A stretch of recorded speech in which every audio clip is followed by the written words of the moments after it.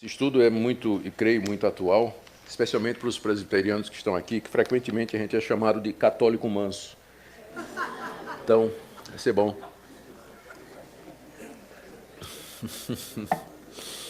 Quando não sorveteriano, né? Então, ai, ai. Eu sempre oro a Deus e digo, Senhor, não deixa eu ficar fazendo piadinha sem graça lá. Tem que orar com mais fé, viu? Gente, sobre o catolicismo romano, dispensa apresentação. O Brasil ainda é um país católico e, por sinal, um dos maiores países católicos do mundo. O catolicismo ainda é a religião com o maior número de adeptos no Brasil, embora esse número venha caindo. Alguns dados aqui, que são baseados em pesquisas pesquisas oficiais feitas pelo governo. Em 1940, veja só, 1940, 70 anos atrás, 95% dos brasileiros se diziam católicos. Então, de fato, né, os evangélicos eram, relativamente falando, inexpressivos. Há 51 anos depois, um censo de 1991, 83% se declararam católicos. Já deu uma queda aí. 9 anos depois, teve um censo no ano 2000, 73,6% se disseram católicos. Teve mais uma queda. E em 2010, no censo do IBGE, 64% se declararam católicos. Fazendo as contas aqui, o catolicismo perdeu em 70 anos 31% de membros. Então, hoje, o catolicismo representa na faixa aí de 60% ou 55% da população brasileira. E nós temos que lembrar que dessa quantidade, só uma pequena porcentagem é realmente praticante. Muita gente se declara católico porque nasceu no Brasil ou de uma família católica, mas os que vão à missa realmente, que conhecem a doutrina da Igreja Católica, que estão envolvidos com o catolicismo, isso é uma porcentagem muito menor. Eu creio que essa queda que vem se acelerando nos últimos anos é principalmente graças ao avanço das igrejas evangélicas, particularmente das igrejas pentecostais e neopentecostais, que têm uma evangelização mais agressiva com relação ao catolicismo. Aliás, essa agressividade rendeu aí um episódio famoso do obreiro da Universal chutando a santa, quem não lembra, né?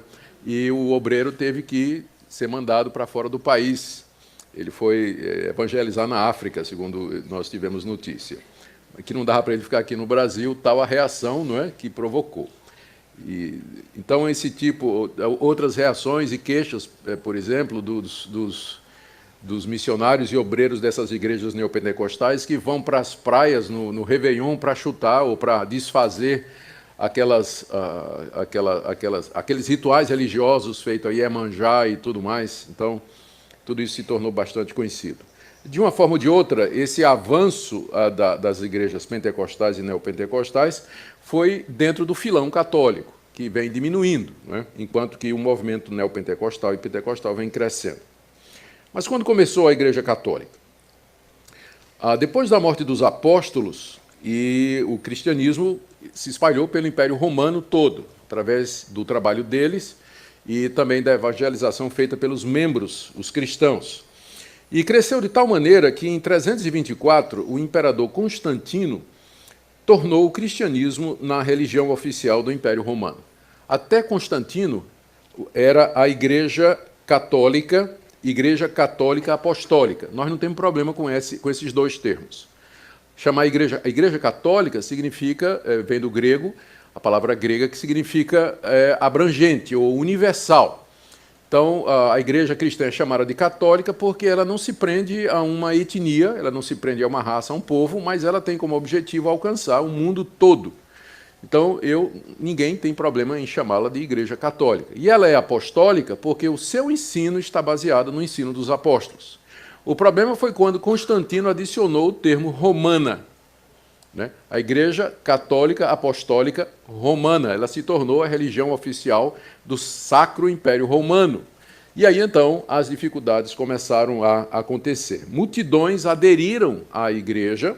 Antes, a adesão era através da conversão e do novo nascimento, mas agora as multidões aderiram ao catolicismo, à igreja cristã, para ganhar o favor imperial. Quem é que ia ser contra, não é?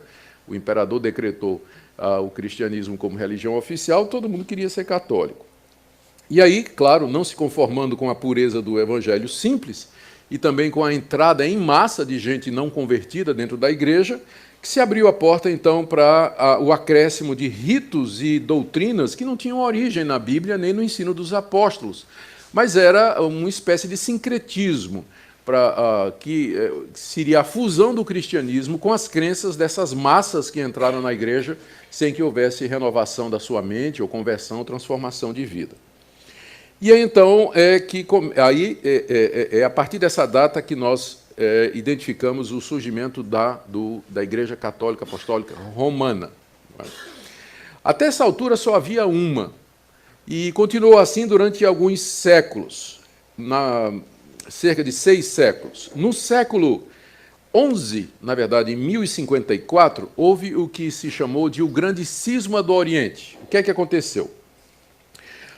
O bispo de Roma, que havia a essa altura já era considerado como papa, ele se declarou ou pretendia então se apresentar como o pai de toda a cristandade.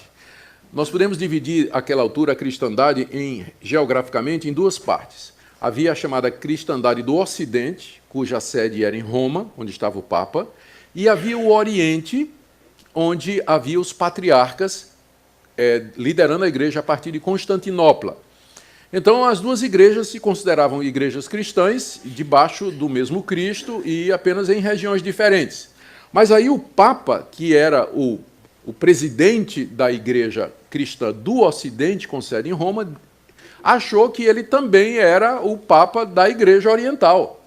E que toda a cristandade, inclusive os cristãos do Oriente, de Constantinopla, deveriam estar debaixo dele, porque ele era o representante de Deus aqui na Terra, o sucessor de Pedro, e só podia haver uma única igreja católica apostólica romana, uma única igreja católica apostólica, que seria aquela cuja sede era em Roma.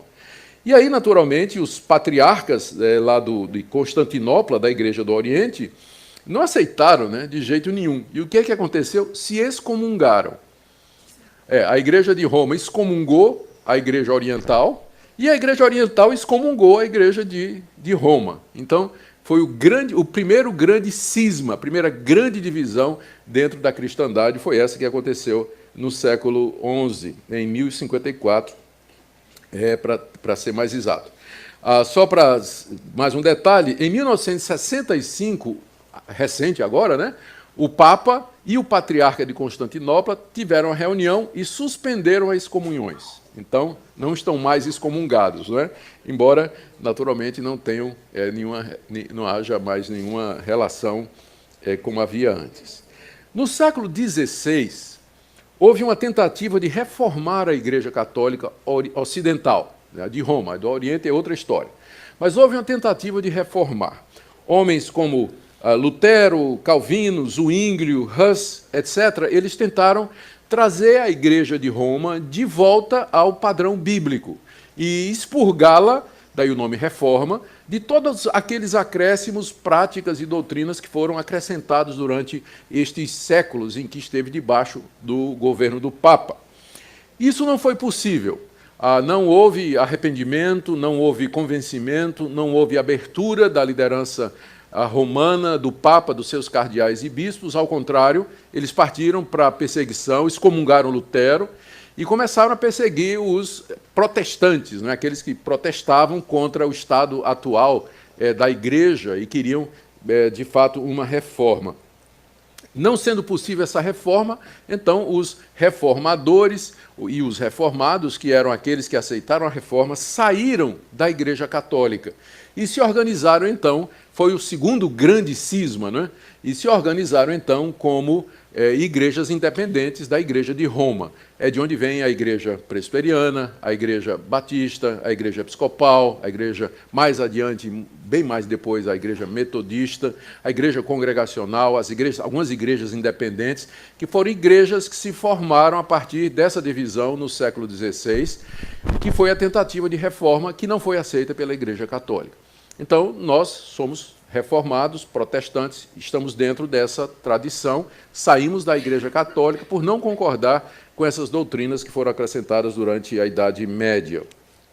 como reação ao movimento de reforma, que foi muito grande o movimento de reforma, a Igreja Católica reuniu um concílio na cidade de Trento, isso em 1546, portanto, cerca de 20 a 30 anos depois que a reforma começou. Durante 18 anos, eu estou enfatizando isso aqui, porque aqui vocês vão ver a importância desse concílio. É chamado Concílio da Contra-Reforma. Durante 18 anos, a Igreja Católica, reunida na cidade de Trento, discutiu e decidiu o que fazer diante do crescimento da reforma em todo o mundo.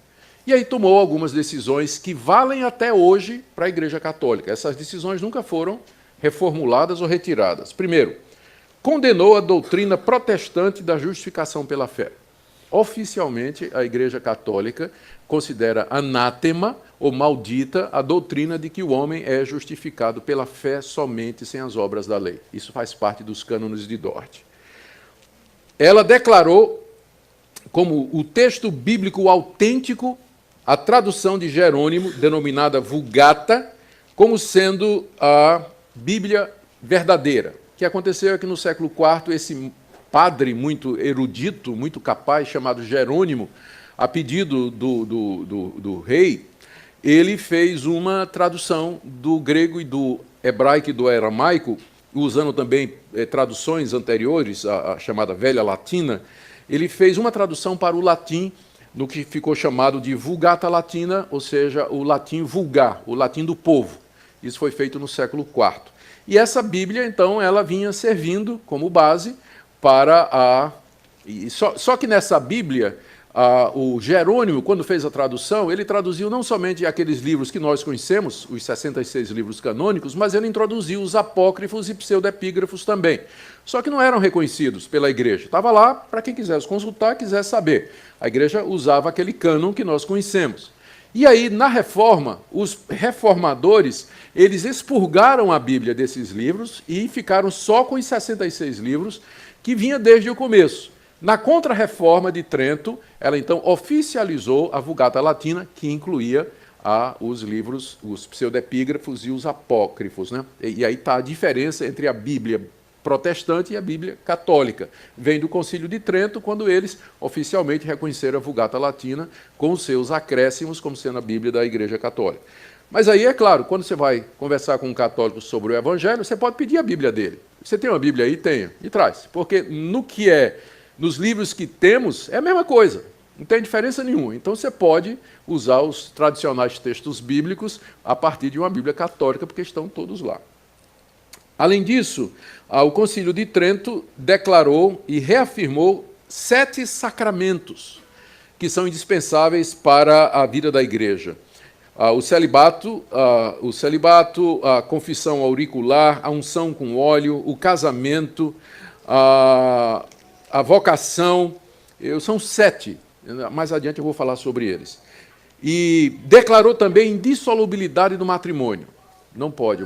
A Igreja Católica, até recentemente, não aceita a dissolução do matrimônio. Inventaram um tal do desquite, deram um jeito, porque a natureza humana a gente sabe como é. Mas em Trento declarou indissolúvel. Oficializou o culto dos santos e das relíquias e oficializou a doutrina do purgatório e das indulgências. Então, isso foi feito no século XVI, em Trento, no chamado Concílio da Contra-Reforma, e nunca foi revogado. Então, essa é a doutrina oficial da Igreja Católica até hoje. Eu sei que ela esconde muito disso quando se relaciona com os protestantes, não é? E, às vezes, tem uma cara mais evangélica, mas, oficialmente, se um católico conhecesse a doutrina da igreja dele, ele veria que a igreja ela continua adotando essas práticas e pensamentos até o dia de hoje. Vamos ver aqui, então, isso foi apenas um histórico, da Igreja Católica, e nós agora vamos dar uma olhadinha nas suas doutrinas básicas. Primeiro, o que é que a Igreja Católica reconhece como fonte de autoridade? De onde ela tira as suas doutrinas? Onde ela apoia as suas práticas? Em primeiro lugar, ela reconhece como fonte de revelação e autoridade 3 coisas.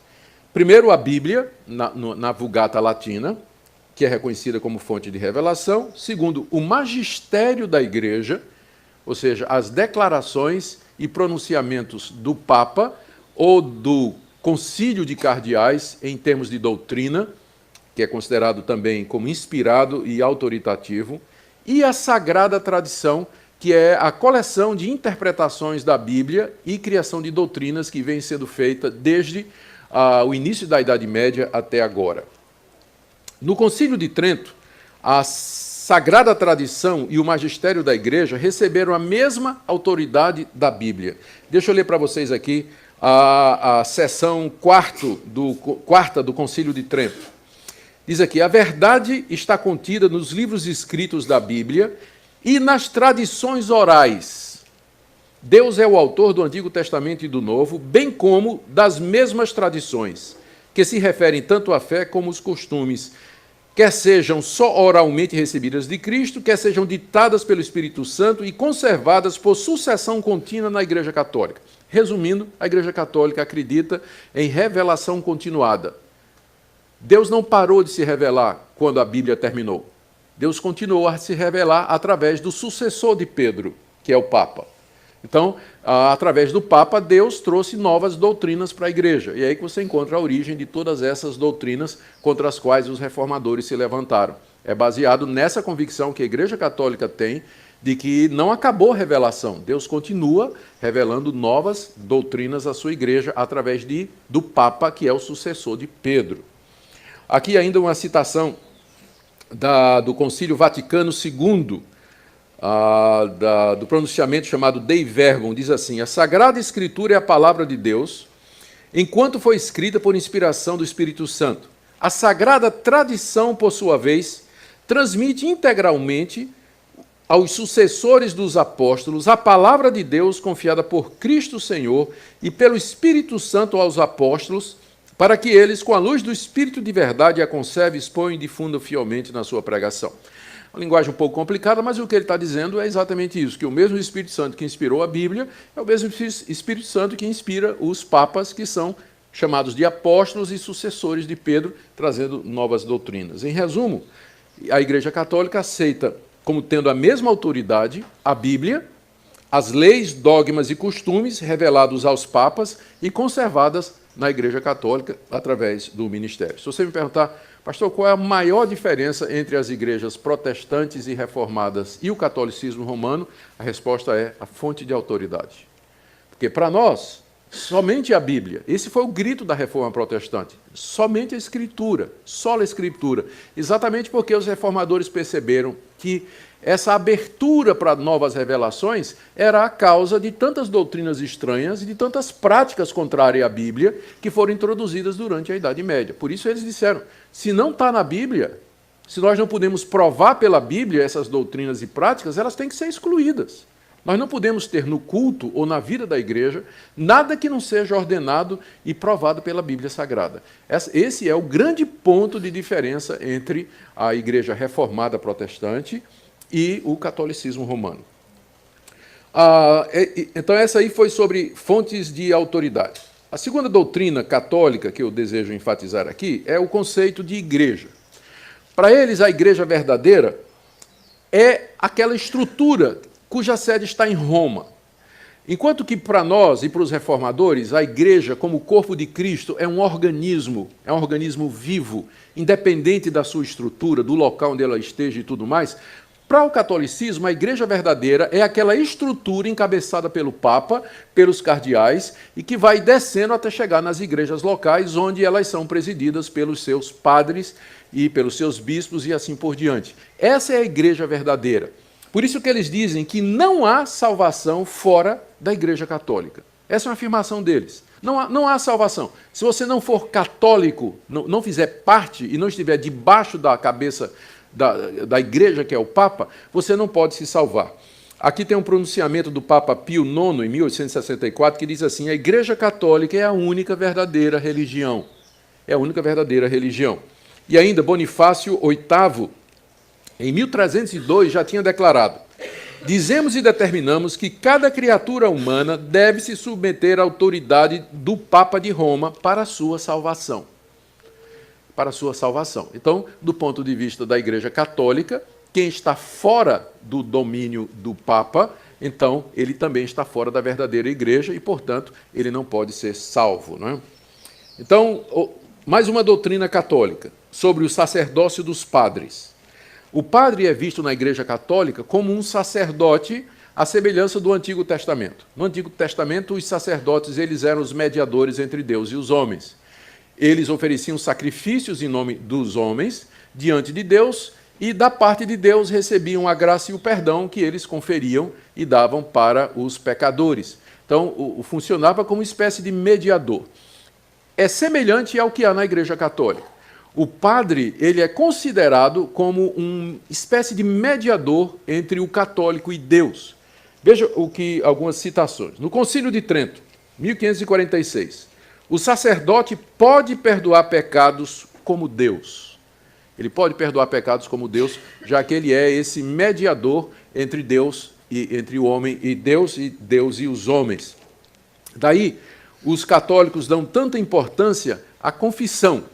A confissão auricular. Então, pelo menos uma vez por semana, não é? ou uma vez por mês, eu não sei direito a frequência, mas o católico comprometido, ele vai se confessar ao padre, exatamente para receber o perdão de pecados. Ele vai, ali ele diz os seus pecados ao padre, confessa, pede perdão, e o padre, então, o absolve daqueles pecados e, às vezes, passa algumas penitências, rezar não sei quantas Ave-Marias, tantos Pai Nosso, ou então fazer algum tipo de obra social, ou qualquer outra coisa chamada de penitência, para ajudar a mitigar a culpa daquela pessoa. Então, exatamente por que o católico dá tanta importância a ir se confessar ao padre? É porque, na visão católica, o padre ele é o mediador entre Deus e os homens. Ele funciona como um sacerdote com autoridade para perdoar pecados. Veja o que diz um livro católico que eu consultei a respeito do padre como sacerdote. Ele diz, sem os sacerdotes, isto é, sem o padre, a morte de Cristo não teria valor para nós. Por quê? Porque pelas suas palavras, os sacerdotes transformam um pedaço de pão em Deus. Então, na visão católica, o que está acontecendo ali na missa, muitas vezes os evangélicos não sabem o que é a missa. Mas ali na missa, a ideia católica é que o sacerdote, através do pronunciamento daquelas palavras que Cristo pronunciou na noite da ceia, isto é o meu corpo, isto é o meu sangue, o sacerdote, ao pronunciar estas palavras, ele efetua o milagre da transubstanciação. O pão se transforma realmente no corpo de Cristo e o sangue se transforma, e o vinho se transforma realmente no sangue de Cristo. De forma que você está comendo ali na Igreja Católica é o verdadeiro corpo e o verdadeiro sangue de Cristo. Cristo está presente na ceia, na missa, em carne, osso, nervos, músculos, cabelo. Então, a ideia da hóstia, que é uma bolacha, é para ela dissolver no céu da boca. E a instrução é para você não mastigar, porque você estaria mastigando o corpo de Cristo. A hóstia é colada no céu da boca e então ela dissolve ali, exatamente porque eles creem que ali está o corpo de Cristo realmente. E quem tem o poder para fazer esse milagre é o sacerdote. Por isso que ele diz, sem o sacerdote, a morte de Cristo é em vão, porque ela não chega até nós, precisa ser mediada através do sacrifício. Por isso que eles chamam do santo sacrifício da missa.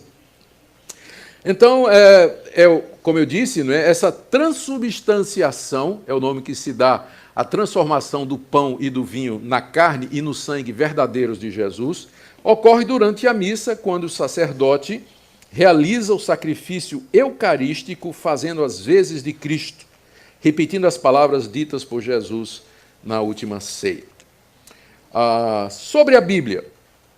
Já falamos, não é? Vou apenas rapidinho, eles aceitam a Bíblia, não tem problemas com isso, eles dizem que a Bíblia é inspirada por Deus. O problema é que eles não aceitam como a única palavra de Deus, a revelação exclusiva de Deus. Para eles, como eu já disse, a versão oficial e verdadeira é a Vulgata Latina, enquanto que nossa Bíblia evangélica tem 66 livros, a católica tem 7 a mais, Tobias, Judite, os livros de Macabeus, Baruque, Sabedoria e Eclesiástico. E como eu disse, em 1546, o Concílio de Trento declarou que a tradição que é o pronunciamento dos concílios e dos papas, tem o mesmo valor da Bíblia. Mais uma doutrina aqui sobre o Papa. Segundo o pensamento católico, Pedro foi o primeiro Papa, porque ele era o cabeça dos apóstolos, ele era o líder do colégio apostólico em Jerusalém. Os papas são os legítimos sucessores de Pedro. Então, eles não acreditam que hajam apóstolos hoje como os 12, mas tem um só tem um apóstolo. Deus manteve na igreja um apóstolo para sempre, que é aquele que é o sucessor de Pedro. Então, Pedro teria ungido alguém no lugar dele, que ungiu alguém no lugar dele, e assim por diante, até chegar ao atual Papa. Então, o Papa Francisco, hoje, ele é considerado em linha direta de sucessão ligada ao apóstolo Pedro. E, portanto, tem a mesma autoridade que Pedro. É um verdadeiro apóstolo, inspirado, não pode ser questionado, aí tem autoridade total sobre a igreja. De acordo com a Igreja Católica, a base para isso, e você pode abrir comigo aqui, da passagem bem conhecida, é Mateus 16. A confissão de Pedro. Jesus estava indo para os lados de Cesareia e perguntou aos seus discípulos, quem é que o povo diz que eu sou? Deram várias respostas e Jesus perguntou, mas vocês acham que eu sou quem? E Pedro respondeu no verso 16 de Mateus 16, tu és o Cristo, o Filho do Deus vivo. Aí Jesus disse, bem-aventurado és, Simão Barjonas, porque não foi carne e sangue que te revelou, mas meu Pai que está nos céus. Também eu te digo que tu és Pedro, e sobre esta pedra edificarei a minha igreja, e as portas do inferno não prevalecerão contra ela. Dar-te-ei as chaves do reino dos céus. O que ligares na terra terá sido ligado nos céus, e o que desligares na terra terá sido desligado nos céus. Então, a interpretação católica dessa passagem é que Jesus disse a Pedro, tu és Pedro, e sobre esta pedra, você, eu vou edificar a minha igreja. E as portas do inferno não vão prevalecer contra a igreja, porque ela está edificada sobre você, que é Pedro, a rocha. E eu vou te dar, Pedro, as chaves do reino dos céus. O que você ligar na terra, vai ser ligado nos céus. E o que você desligar na terra, vai ser desligado nos céus. Então, com base nessa interpretação, a Igreja Católica diz que o Papa, que é o representante de Pedro, ele tem o poder das chaves. Ele pode admitir aos céus e ele pode demitir dos céus. A excomunhão é a arma que o Papa tem para mandar alguém para o inferno. Ser excomungado na Igreja Católica significa ser desligado de Deus e enviado para o sofrimento eterno. A excomunhão é uma pena terrível dentro da Igreja Católica. E é o poder que o Papa tem é o poder das chaves. E é o Papa, à frente da Igreja, que tem as chaves que abrem o reino de Deus. E como é que ele usa essas chaves? Através da confissão, através da ceia, através da missa, através da extrema unção, enfim, todos aqueles métodos que eu já referi, que são usados como mediação para a pessoa chegar até Deus. Por isso que eles dizem que fora da igreja não há salvação, porque o representante da igreja, que é o Papa, está lá. Então, essa é a interpretação que eles fazem de Mateus 16, eu vou voltar a esse texto mais adiante. Estou apenas explicando o que é que eles pensam. Então, Pedro tem esse poder para admitir na igreja, para excluir dela, poder total, e Deus, lá no céu, ratifica o que Pedro faz aqui na terra. Pedro aqui, leia-se o Papa. Apesar de Constantino ter declarado o cristianismo como religião oficial de Roma no século IV, foi somente no século V que o primeiro Papa surgiu. O nome dele era Leão I. Depois disso, o conceito foi se desenvolvendo ao longo dos séculos até a posição atual. E a história dos papas é muito interessante, há livros aí a respeito disso. Teve época que tinha 2 papas, 3, na verdade, cada um lutando para saber quem era o verdadeiro, e um excomungando o outro, né? E querendo saber quem era o verdadeiro papa e tudo mais. Procure esse livro aí, A História dos Papas, eu creio que você encontra num sebo, ou não sei se ele foi reeditado, tem muita coisa sobre isso.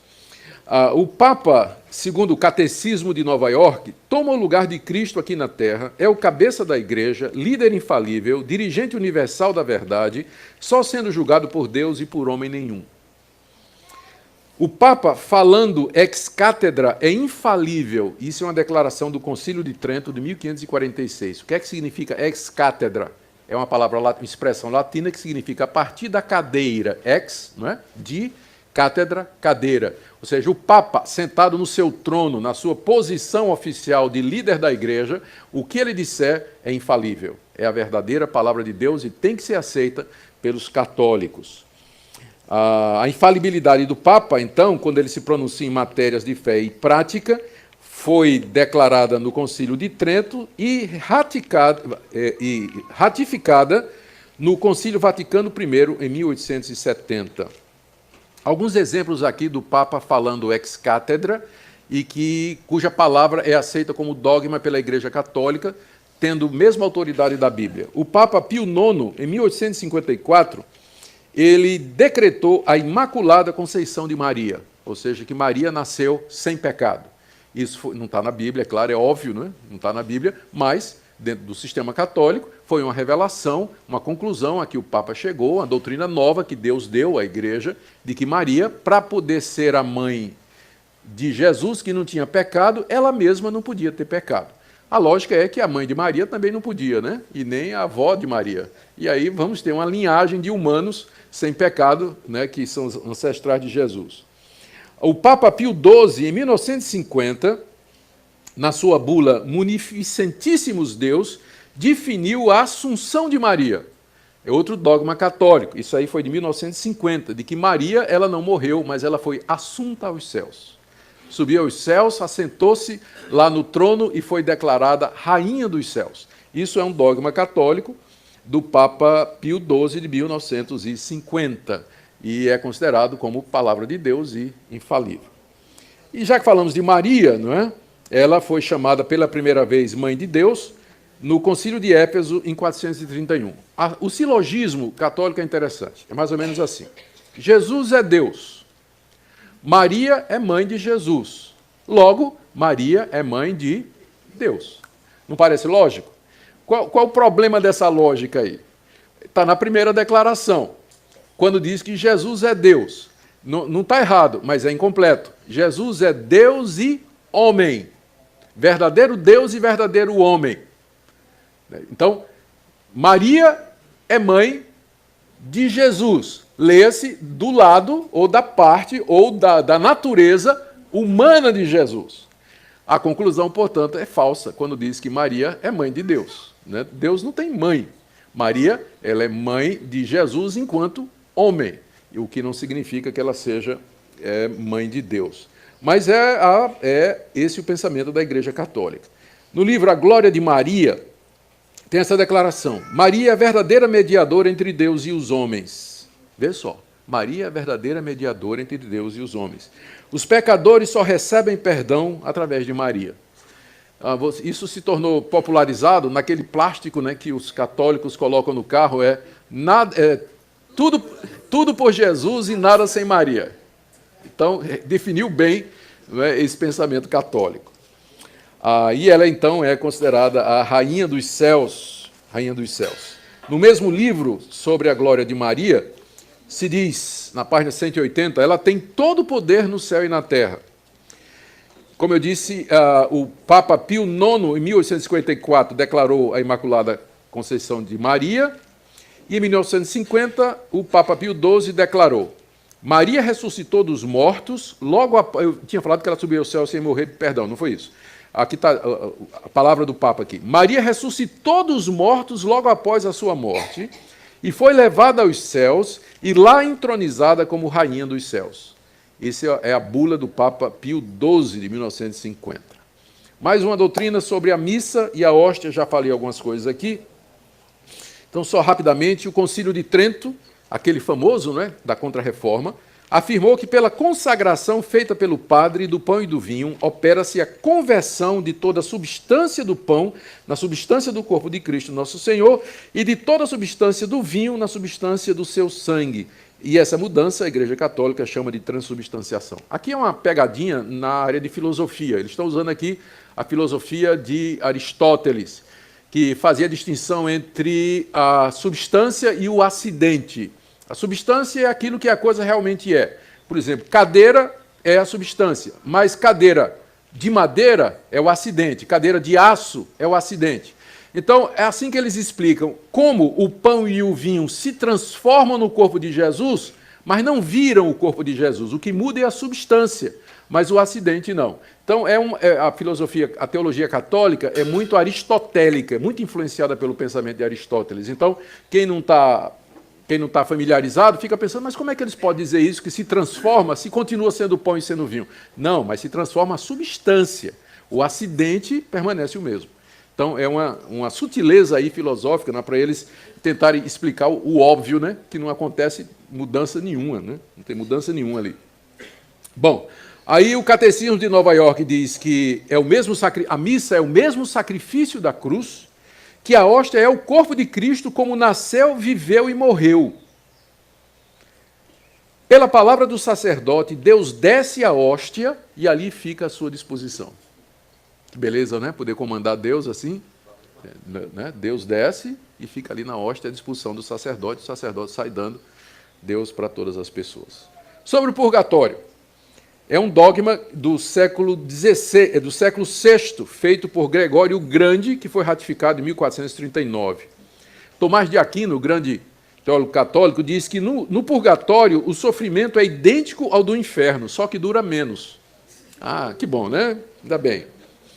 Vão para o purgatório os que cometem pecados mortais. E aqui entra a famosa divisão católica entre pecado mortal e pecado venial.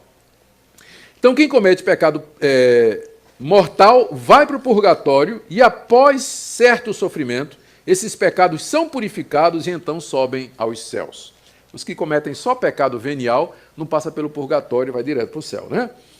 Os não batizados vão direto ao inferno sem passar para o purgatório. Por isso que o católico quer logo batizar o filho, né, para não morrer pagão, é a expressão deles. Porque se morrer sem o batismo católico, vai direto para o inferno. Só uma explicação aqui, eu sei que ninguém está perguntando isso. Na igreja presbiteriana, a gente não acredita nisso quando a gente batiza os nossos filhos, tá? A gente não acha que batismo limpa pecado. Por isso que o pessoal chama a gente de católico manso, né? Porque a gente batiza os filhinhos. Mas bichinhos são pecadores mesmo, não é? Se não se converter, vai para o inferno, batizado e tudo. Bom, para diminuir o tempo de sofrimento no purgatório, olha só, para diminuir o tempo de sofrimento no purgatório, você deve dar esmolas, fazer penitências e pagar missa. E para os que morreram, você faz a missa do 7º dia. Então, você pode orar pelos mortos. Por que você pode orar? Por que tem essa prática da oração pelos mortos na Igreja Católica? Para que eles saiam do purgatório, para diminuir o tempo no purgatório.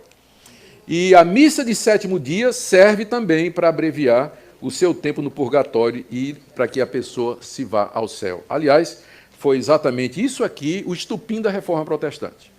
O Papa estava precisando de dinheiro para construir a Catedral de São Pedro, e então ele começou a vender indulgências. Indulgências era o perdão do Papa para diminuir o tempo de sofrimento do purgatório das pessoas.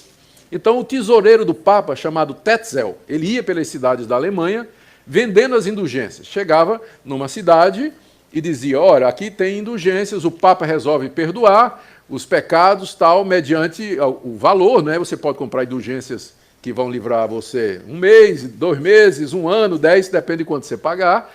E à medida que a moeda cai tilintando no cofre, a alma sai voando do purgatório.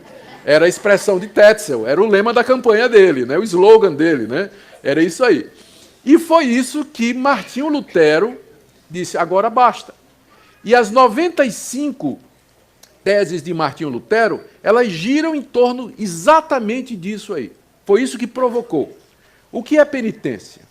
O que é o arrependimento? Será que pela compra de indulgências nós podemos livrar a nossa alma da morte? Então, esse foi o estupim da Reforma Protestante, essa ideia de que você pode orar pelos mortos, comprar indulgências para que o tempo no purgatório se abrevie. Sobre imagens. No início, as imagens e pinturas, elas foram introduzidas na igreja para evangelizar os analfabetos. A pergunta era, como é que nós vamos evangelizar essas massas que estão entrando na igreja, né? Se o pessoal... É tudo analfabeto. Lembra que naquela época o índice de analfabetismo era gigantesco, né? O pessoal que sabia ler era 1%, né? 2% da população.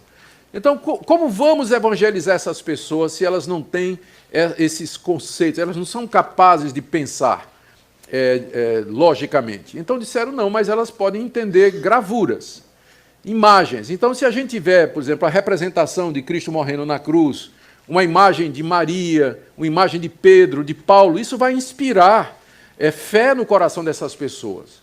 E vai ajudá-las, vai servir como uma espécie de auxílio, como a gente faz com criança. No departamento infantil a gente usava, né, flanelógrafo, tem figuras, tem livros com gravuras para ajudar a criança, porque ela não consegue perceber. Então tem muita gente que também precisa de ajuda visual para poder entender o Evangelho. Então essa foi a ideia que abriu a porta para a entrada na igreja da representação de santos, de Jesus, de Maria e assim por diante, não é?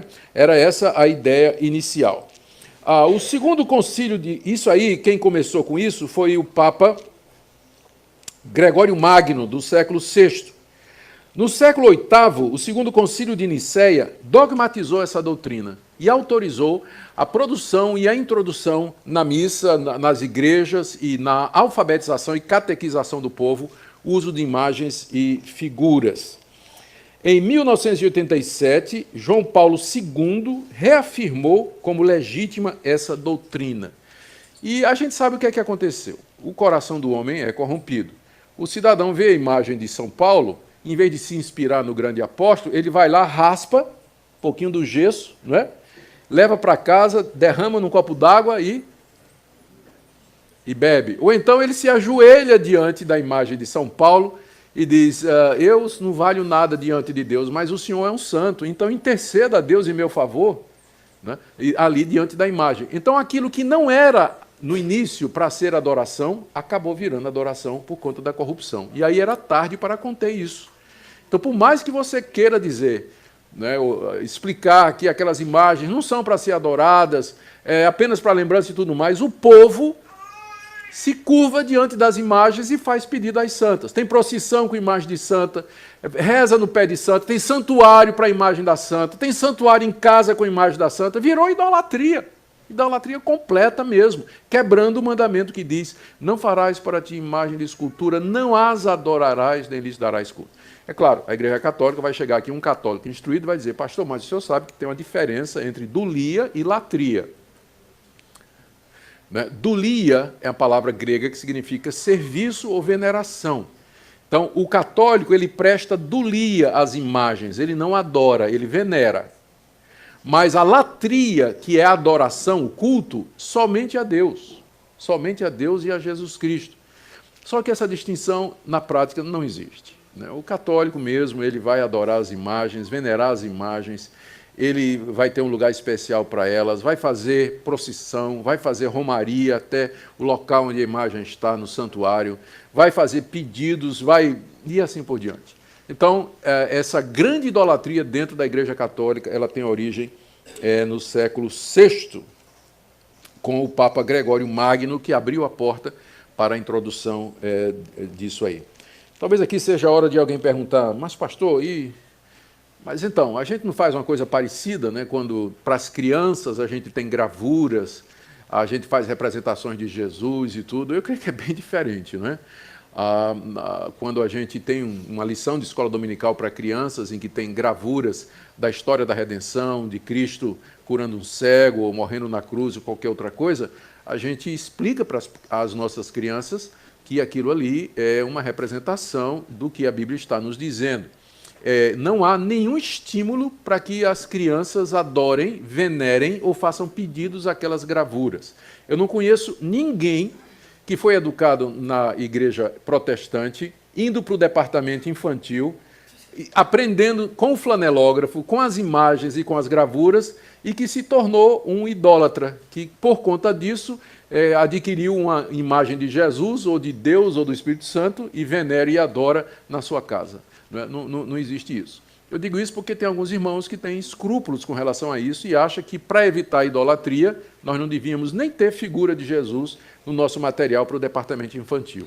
Eu entendo o zelo desses irmãos, mas eu acho que aí já é ir longe demais. A proibição é você fazer imagens com o objetivo de cultuar essas imagens e adorar essas imagens, que está muito longe, não é, do que se faz nas igrejas protestantes. Bom, só para vocês, um detalhe aqui curioso, o catecismo católico ele tem uma ordem diferente dos 10 mandamentos, que é a ordem que nós temos. Para nós, o primeiro mandamento é: não terás outros deuses diante de mim. O segundo mandamento é: não farás para ti imagem de escultura. Não as adorarás, não lhes darás culto. E aí vem a advertência de que Deus castiga quem vai fazer isso. Depois vem o terceiro mandamento: não tomarás o nome do Senhor teu Deus em vão. E vem o quarto mandamento, que é sobre a guarda do dia de descanso. Então, são 10 mandamentos dentro da tradição protestante. A Igreja Católica, o que é que ela fez? Ela juntou o primeiro mandamento com o segundo. Então, o primeiro mandamento na Igreja Católica é: não terás outros deuses diante de mim, não farás para ti imagem de escultura. Qual o efeito disso? É que no nosso lado, o primeiro mandamento diz: você não pode ter nenhum outro Deus diante de você. O segundo mandamento diz: você não vai fazer imagem de nada para adorar. Não vai fazer imagem de homem, de bicho, de árvore, de sol, de nada para adorar. Mas na hora que você junta, na Igreja Católica, o segundo mandamento com o primeiro, a ideia é que você não faça imagem de Deus. Não está proibindo fazer imagem de santo, de qualquer outra coisa. Então ele junta o segundo mandamento ao primeiro, tendo o efeito, então, de que o segundo mandamento é explicado pelo primeiro. Não terás outros deuses diante de mim. Portanto, não farás para ti imagem de escultura, me representando. Não está proibido fazer imagem de pessoas, de santos e etc. E aí fica 9 mandamentos. Né? E onde está o 10º? Eles dividem o 10º mandamento em 2. Então, no catecismo católico, o 9º mandamento é: não cobiçarás. E o 10º mandamento é: não cobiçarás a mulher do teu próximo, não cobiçarás o boi do teu próximo, nem nada que pertença ao teu próximo. Então, eles fazem essa distinção para poder, com esse objetivo. Bom, sobre a justiça, isso aqui é crucial. Sobre a justificação do pecador diante de Deus. Como é que o pecador se justifica diante de Deus? A Igreja Católica, sim, ela afirma o pecado original, afirma o pecado de Adão, afirma que nós nascemos pecadores, afirma que nós estamos debaixo da ira e da culpa de Deus. Então, a pergunta é: de que maneira o pecador pode ser justificado diante de Deus? A teologia católica admite, não tem como, né, que Cristo morreu na cruz pelos pecadores e que Cristo morreu na cruz para nos justificar. Contudo, na teologia católica, a justificação do pecador não é um ato jurídico em que Deus considera justos e nos perdoa os pecados de uma vez para sempre. Porque isso era o que os reformadores disseram. Deus, quando nós cremos em Jesus Cristo, Deus nos imputa, Deus atribui a nós a justiça de Cristo. Ele nos torna justos diante dele. E, portanto, não há mais nenhuma condenação para nós a partir daquele momento.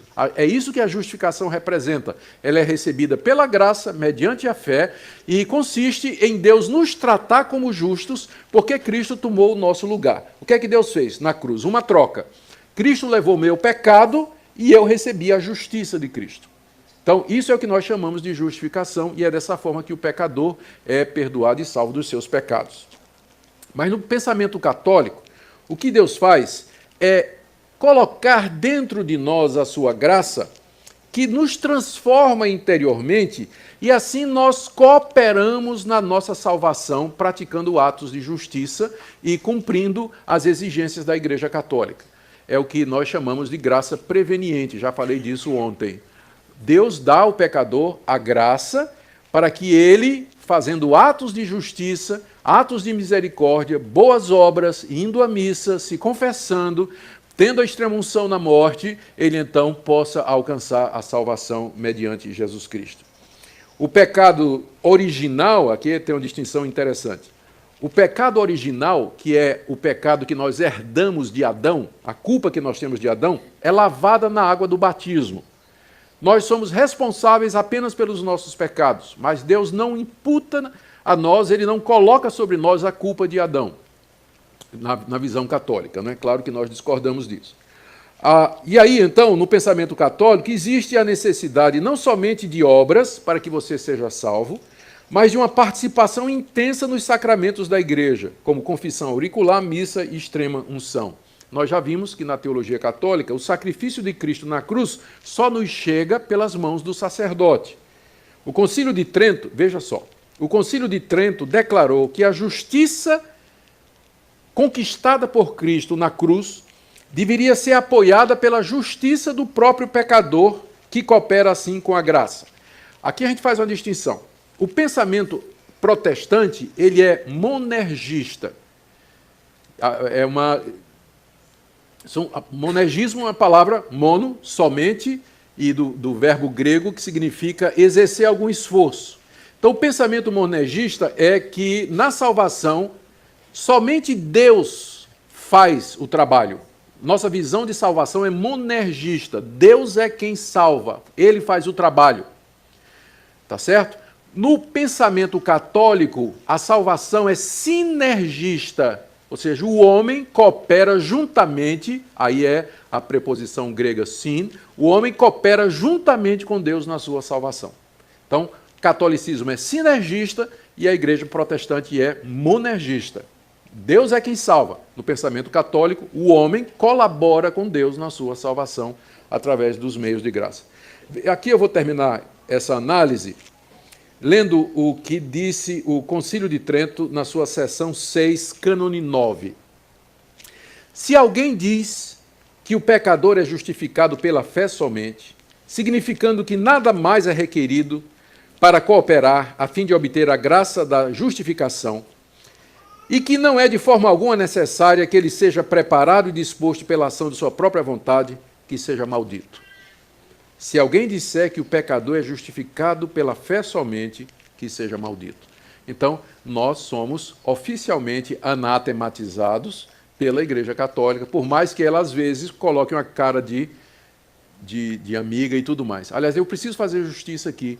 Quando a gente fala, às vezes, o movimento ecumênico é a tentativa de aproximação dos protestantes com os católicos. E isso é muito forte no mundo todo, especialmente entre aquelas igrejas protestantes que já perderam o vínculo teológico com as grandes doutrinas da Reforma. Aquelas grandes igrejas liberais, elas se juntam com o catolicismo, fazem missa junta, consideram os católicos como irmãos em Cristo e tudo mais. Não é? Então, eles fazem esse tipo de coisa. Agora, é preciso dizer que a iniciativa não é do catolicismo. O movimento ecumênico não foi uma tentativa dos católicos de trazer os protestantes para perto deles. Eles nunca quiseram isso.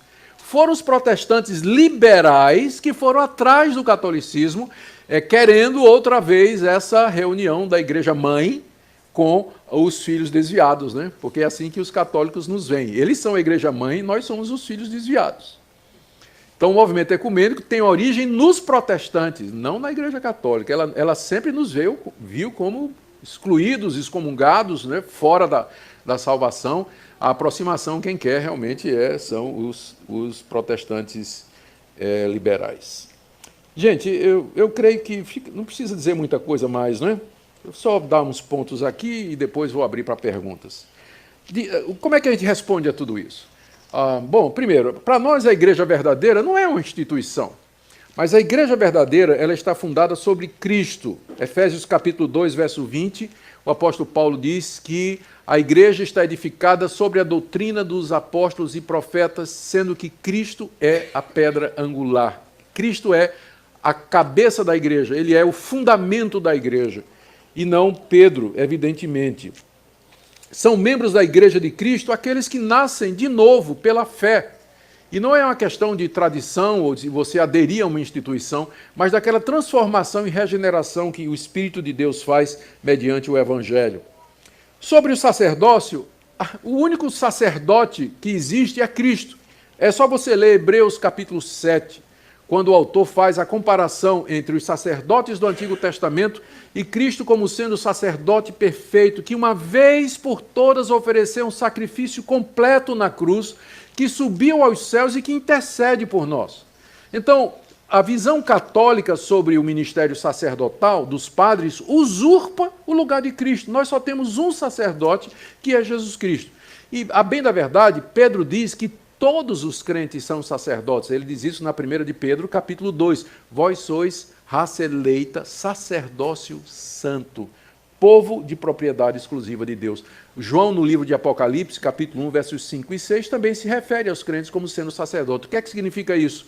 Que nós não precisamos de mediadores humanos, que nós podemos nos chegar a Deus livremente. Todo aquele que crê, ele tem acesso a Deus como o sacerdote tinha. Então nós não temos mediadores, pastor não é mediador, apóstolo, né, bispo não é mediador, reverendo não é mediador, nós não somos, não tem. Nosso único mediador é Jesus Cristo, ele está sentado à direita de Deus. Por isso, nós repudiamos o Papa como mediador, o sacerdócio católico na sua mediação. Nós não podemos nos chegar à Igreja Católica como dissesse assim, é tudo irmão, não é? Porque a doutrina é diferente, completamente diferente da doutrina evangélica. Sobre a Bíblia, eu já disse que esse é talvez o ponto mais importante, não é? Para nós, a Bíblia é a única regra de fé e prática. E se algo não puder ser provado pela Bíblia, então nós não recebemos. E esse foi a grande defesa de Lutero, quando ele foi levado diante do Papa e do Imperador, para se explicar por que ele estava provocando aquela confusão na igreja, ou se ele estava disposto a se retratar sob pena de excomunhão.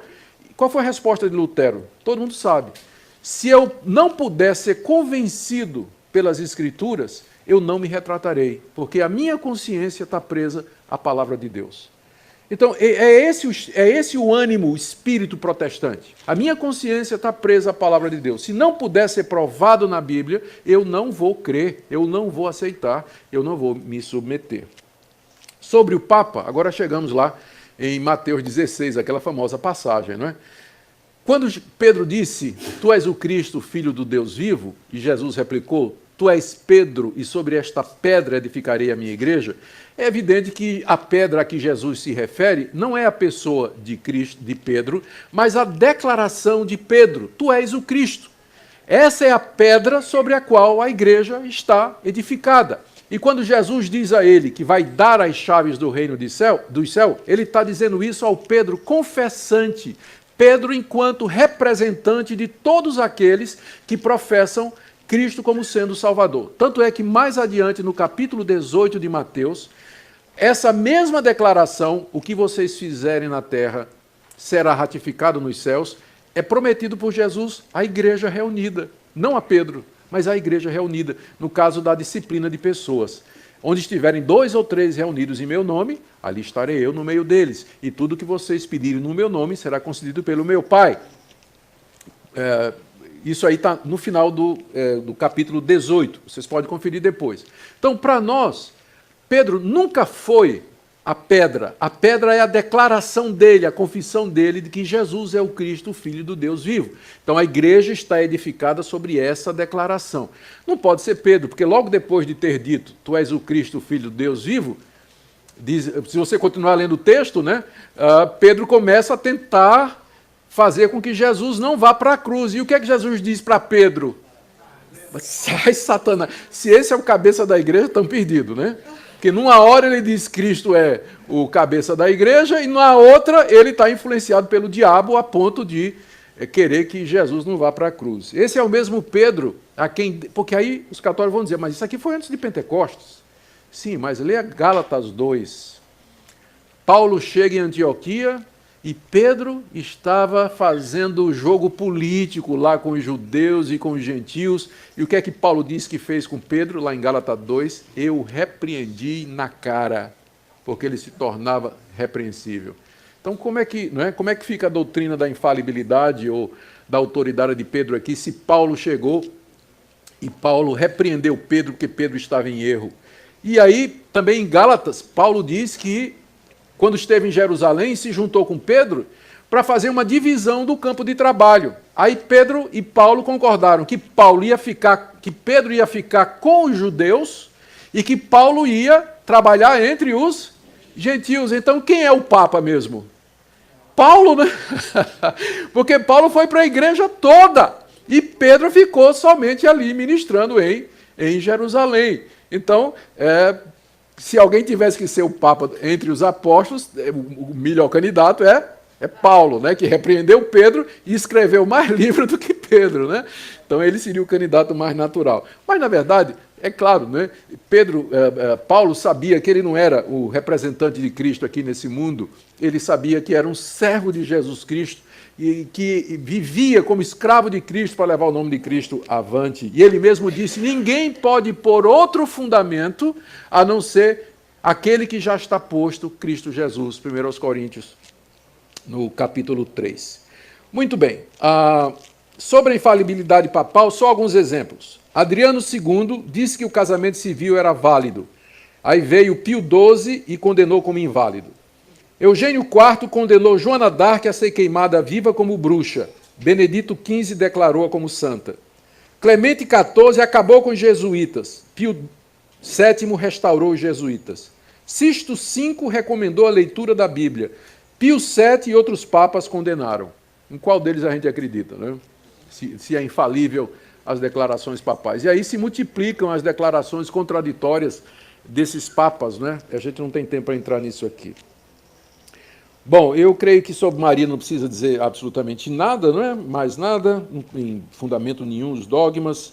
Sobre a missa, já falamos que o sacrifício de Cristo não se repete, foi feito de uma vez por todas, que a hóstia, nem o pão, nem o vinho se transformam realmente na carne e no sangue de Cristo.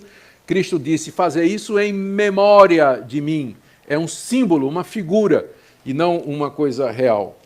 Sobre o purgatório, a Bíblia não menciona. Esse dogma, como eu disse, é uma das maiores fontes de renda da Igreja Católica. A Bíblia só fala em 2 lugares após a morte, isso é muito claro, o céu ou o inferno, vida eterna ou condenação eterna.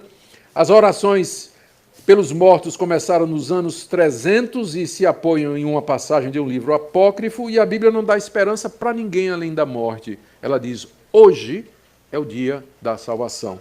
Hebreus 9, 27 diz, aos homens está ordenado morrerem uma só vez e depois disso vem o juízo.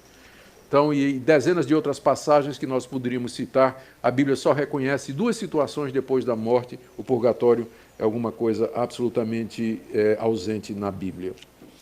Terminando, então, nós não temos problemas em dizer que a Igreja de Cristo ela é católica e apostólica. O nosso problema é com a romana, mas ela é uma Igreja católica apostólica. A Igreja de Cristo, ela só não é romana, porque tem a ver com aquela instituição.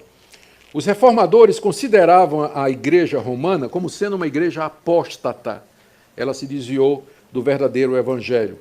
A Confissão de Fé de Westminster, como eu disse, eu só posso falar pela Igreja Presbiteriana. A Confissão de Fé de Westminster, que é a Confissão de Fé da Igreja Presbiteriana, diz que o Papa é o anticristo. A Igreja Presbiteriana proíbe os seus pastores de realizar culto ecumênico. Se eu realizar um culto com um pastor, com um padre, eu estou sujeito a ser não excomungado, porque não tem isso na Igreja Presbiteriana, mas estou sujeito a ser disciplinado, né, pelo meu presbitério, se eu fizer isso. E no Brasil, nós rebatizamos os católicos. Se alguém vier da Igreja Católica, porque nós não reconhecemos a Igreja Católica como uma igreja legitimamente cristã, nós rebatizamos os católicos. Nem todas as igrejas reformadas fazem isso, mas no Brasil nós fazemos sim. Com isso, eu não estou dizendo que não haja crentes verdadeiros na Igreja Católica. Graças a Deus há. Mas muitos desses crentes verdadeiros dentro da Igreja Católica estão em conflito e em luta. Porque se eles conhecem a doutrina da igreja deles, eles vão saber que eles vão ter que tomar uma decisão. Eles não podem, vai ser muito difícil para eles, por exemplo, participar da missa. Participar da missa. Ou se confessar um padre, ou esperar a extrema-unção como o caminho da salvação, ou ouvir sobre Maria mais do que Jesus, né, em algumas igrejas, a questão dos santos, as festas dos tradicionais dos santos. Então, um católico que é convertido de verdade, ele vai sentir dificuldade em ser um católico praticante. Ele vai sentir essa dificuldade se ele de fato conhece a palavra de Deus. Vamos orar? Senhor Deus, nós queremos orar agora por aqueles que estão dentro do catolicismo romano e que ouviram a verdade a respeito de Cristo e talvez ainda não perceberam todas as implicações da sua igreja. Nós pedimos também que o Senhor nos dê humildade para nos mantermos fiéis à Tua palavra, para não acrescentarmos nada à igreja que não esteja prometido, representado, ordenado, exemplificado, provado pela Escritura. Nos ajuda a viver na simplicidade do Evangelho, nos dá amor e sabedoria para lidar com aquelas pessoas que estão seguindo falsas religiões. É o que pedimos em nome de Jesus. Amém.